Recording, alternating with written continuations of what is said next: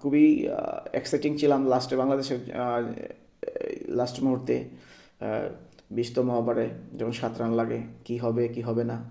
তবে সর্বোপরি একজন ক্রিকেট প্রেমী হিসেবে যেহেতু খেলা দেখি বাংলাদেশের, না মানে মনে বোঝাইতে পারি না যে খেলা দেখবো কি খেলা দেখবো না। তারপরেও 7টা উইকেট যাওয়ার পরে আর খেলা দেখা বন্ধ করে দিছি। এর মধ্যে একটু ক্রিকেট ইনফোর মধ্যে দেখি যে বাংলাদেশ আবার ভালো অবস্থানে, তারপরে আবার মোবাইলের স্ক্রিনটা অন করলাম।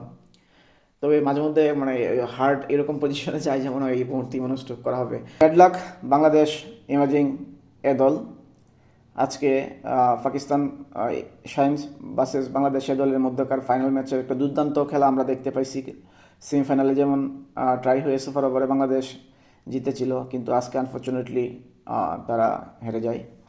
তবে যদি আমি শুরুতেই বিশ্লেষণ করি বাংলাদেশের হারার কিছু কারণটা, আপনারা যারা দেখতেছেন, বিশেষ করে হচ্ছে প্রথম ইনিংসে বাংলাদেশ বোলিং মোটামুটি আহ, ভালোই একটা 8 শটে বোলিং করেছিল।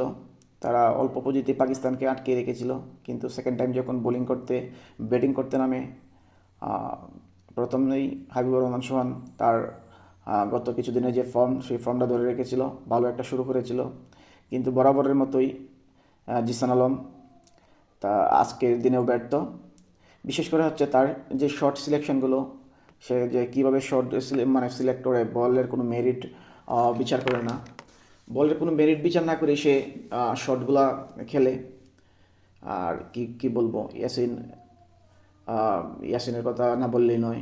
সে দিন দিন হচ্ছে বিসিবি তার খাওয়াই রম্মরা বানাইতেছে। দলের একটা কি বলবো, যারা দেখছেন তারা বলতে পারবেন। আর অনিকের কথা না বললেই নয়। সে কিছুদিন আগে তার ওয়ানডে ডেবিউ হয়েছে বাংলাদেশ টিমে। সে আজকে যে ইনিংসটা খেলছে, তার দরকার ছিল এখানে, যেহেতু স্পিনিং উইকেট পাকিস্তানের যে 3টা স্পিনার আছে ওয়ার্ল্ড ক্লাস স্পিনার, তারা পাকিস্তান দলে নকেট দ্য ডোর এরকম পজিশনে আছে। আর যে চাইনাম্যান বলারটা খুব সুন্দর বল করছে। তারা বুঝতেই পারে নাই বাংলাদেশের কিছু প্লেয়ার যারা উঠছে তাকে খেলার জন্য, বলের মেরিট বিচার করে নাই। যেমন আকবর আলী, তার কথা কি বলবো, মৃত্যুঞ্জয়, আর হচ্ছে রাব্বি। বিশেষ করে হচ্ছে সেকেন্ড টাইম লাস্টের দিকে 7 উইকেট পড়ে যাওয়ার পর বাংলাদেশ যে একটা ফিডব্যাক ঘুরে দাঁড়াইছিল, শেষ পর্যন্ত একটা জয়ের সুবাস বইতেছিল, কিন্তু আনফর্চুনেটলি আর সেটা হয় নাই। তবু গুড লাক বাংলাদেশের জন্য যে এই পর্যন্ত গিয়ে তারা পৌঁছাইছে।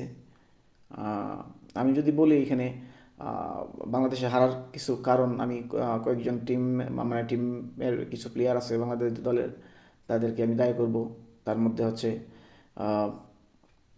মুকিদুর অনিক, এরপরে হচ্ছে গিয়া জিসান আলম, তারপরে হচ্ছে গিয়া Akbar Ali is a captain. হ্যাঁ, তার উচিত ছিল একটা সুন্দর ইনিংস খেলে দলটাকে সিঙ্গেল টু সিঙ্গেল খেলে একটা পর্যায়ে নিয়ে, যখন রান রেট একটু বাড়ে সেই সময় উইকেট খেলে ম্যাচটা বের করে নিয়ে আসার। কিন্তু তার মধ্যে ওরকম কোনো আমি টেকনিক্যালি যে উনি একটু দুর্বল, সেটা উনি আজকে বুঝাইছে। তবে ব্যাড লাক বাংলাদেশের জন্য। আর এখান থেকে আমরা কিছু ভালো ফিডব্যাক পাইছি, যেমন রিপন আগামী সুপারস্টার বাংলাদেশের, আর হচ্ছে এই সাকলায়ন।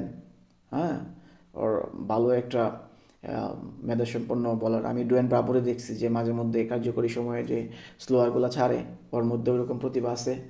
আর বিশেষ করে হচ্ছে গিয়া ফাভারেটিং ব্যাটসম্যান, তারপরে হচ্ছে গিয়া হাবিবুর রহমান সোহান। সর্বোপরি একটা ভালো টুর্নামেন্ট গেছে আমাদের এ দলের জন্য। আশা করতেছি এখান থেকে কিছু উঠতি তারকা জাতীয় দলে নক করবে, জাতীয় দলে যাবে। তবে নির্বাচকদেরকে আরও কৌশলী হতে হবে এখানে। জিসান আলম শুভ, তার বল খেলার মতো মেরিটে আমি দেখি না ওনার। কোন বলটা কি শট খেলতে হবে সেই শটের কোনো ইয়েই দেখি না। যখন সুপার ওভার হয় সে উঠছে, ওইটা এরকম একটা শট খেলছে, ব্যাটার বলের মধ্যে অনেকটা ডিস্টেন্স ছিল। যাক, দিন শেষে it's a part of game. Bangladesh অনেক ভালো খেলছে টুর্নামেন্টটা। হ্যাঁ, তবে উচিত ছিল বাংলাদেশের চ্যাম্পিয়ন হওয়ার।